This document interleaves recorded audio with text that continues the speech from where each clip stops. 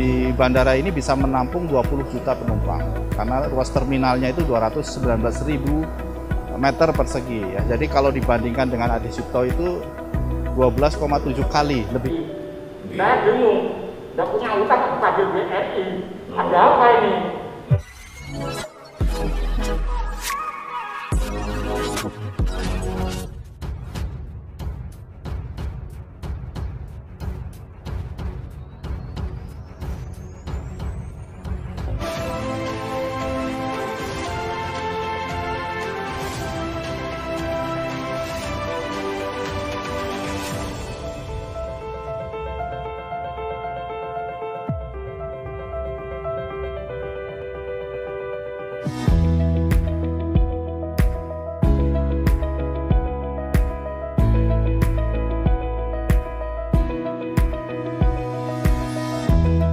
Jadi Bandara Yogyakarta International Airport itu adalah bandara yang kita bangun untuk menyelesaikan persoalan yang ada di Adi Sucipto. Karena di Adi Sucipto itu kan bandara dengan kapasitas 1,6 juta penumpang, tapi penumpangnya per tahun sudah 8,4 juta. Sehingga diperlukan bandara yang lebih bagus lagi, yang lebih representatif lagi. Sehingga kita bangun Bandara Yogyakarta International Airport. Nah, kapasitas di bandara ini bisa menampung 20 juta penumpang karena ruas terminalnya itu 219.000 meter persegi ya. Jadi kalau dibandingkan dengan Adi Sucipto itu 12,7 kali lebih besar dari yang ada di Adi Sucipto. Nah, keistimewaan lagi adalah dari sisi runway-nya karena ini bisa 3.250 meter panjang runway-nya, sehingga pesawat yang paling besar, yang paling berat itu bisa mendarat di sini tanpa ada restriksi. Bayangkan dampak terhadap kegiatan pariwisata saya kira akan sangat baik dan tentu saja ini bisa mendorong pertumbuhan ekonomi Jogja. Ya, jadi ini bisa membuat daerah istimewa Yogyakarta menjadi lebih istimewa lagi dengan adanya bandara ini. Dan dengan mengucap Bismillahirrahmanirrahim, pagi hari ini saya resmikan Bandara Yogyakarta International Airport dan pengoperasian Menara Airnav serta sistem peringatan dini tsunami. Terima kasih. Wassalamualaikum warahmatullahi wabarakatuh. Tower yang kita bangun ini sebenarnya ada beberapa bagian, tapi yang utama memang ketinggiannya itu 40 meter, kalau sampai atas 50 meter. Nah, pada saat di Adi Sucipto, ketinggiannya hanya 25 meter. Otomatis memang jangkauan pengawasan yang dilakukan menjadi lebih luas dan lebih presisi. Kita bisa melihat sampai dengan ujung-ujung runway di panjang 3.250, sedangkan di Adi Sucipto hanya 2.250. Dan kemudian memang peralatan-peralatan yang kita pasang di sini adalah peralatan yang terkini, dan gedung tower ini didesain tahan gempa sampai dengan 8,8 magnitudo.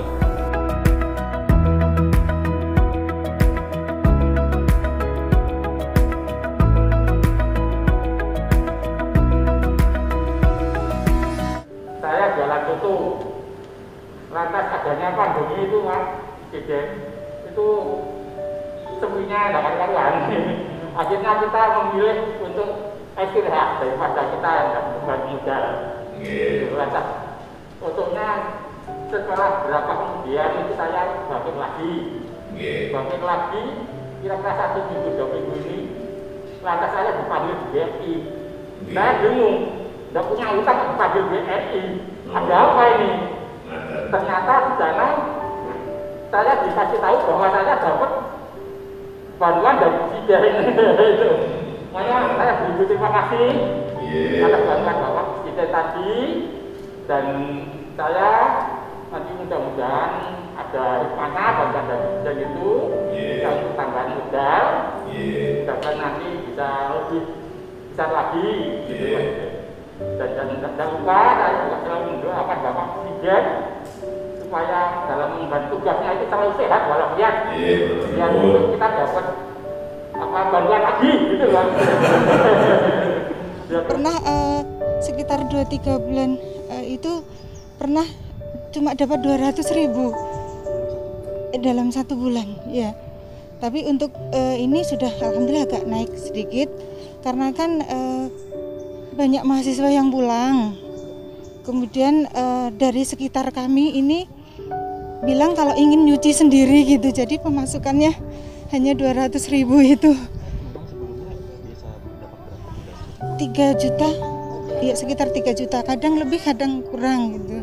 Sekarang ya biasanya omset itu 1 hari bisa 500, bisa 1 juta. Sekarang 2 hari paling 300.000. 2 hari kadang bisa sih 1 hari 300 gitu. Tapi nggak pasti karena ya sekarang keadaannya sepi, jadi kita ya pinter-pinter cari sampingan lagi yang lain gitu.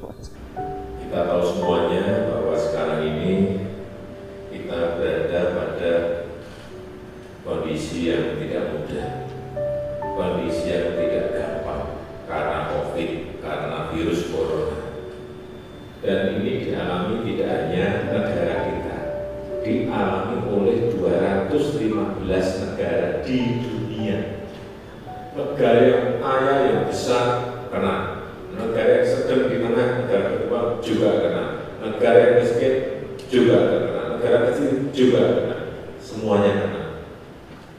Pelaku usaha di dunia juga sama saja, pelaku usaha mikro dan kecil juga sama, pelaku usaha di tengah juga sama, pelaku usaha besar juga sulit dan berada pada kondisi yang tidak mudah.